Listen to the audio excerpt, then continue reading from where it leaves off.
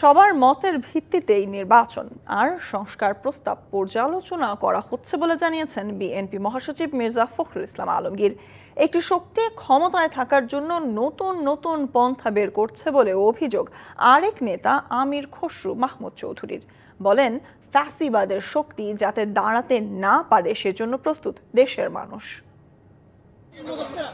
চট্টগ্রামের মেহেদীবাগের নিজ বাসভবনে দলীয় নেতাকর্মীদের সাথে কুশল বিনিময় করেন বিএনপি নেতা আমির খসরু মাহমুদ চৌধুরী। বলেন, একটি শক্তি ক্ষমতায় থাকার জন্য নতুন পন্থা বের করছে। আমাদের যে গণতান্ত্রিক অর্ডার, আমাদের যে গণমানুষের মালিকানার যে বিষয়টা, সেটা ফিরিয়ে আনতে হবে। সেটা ফিরিয়ে আনা অত্যন্ত গুরুত্বপূর্ণ।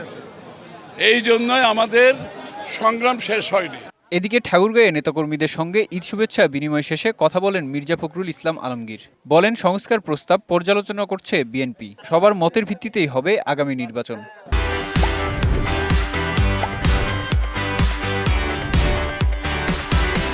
যেগুলোতে কনসেনসাস হবে, মতের ঐক্য হবে, সেগুলো সামনে নিয়ে আপনার নির্বাচন হবে এবং সেই নির্বাচনের পরে যারা নির্বাচিত হবেন তারা সেই সংস্কারগুলোকে তারা ইমপ্লিমেন্ট করবে। এছাড়া ডক্টর ইউনূসের চীন সফরকে এই সরকারের সফলতা হিসেবেই দেখছেন মির্জা ফখরুল। আমি আশা করি যে মেহেদী হাসান, ডিবিসি নিউজ ডেস্ক।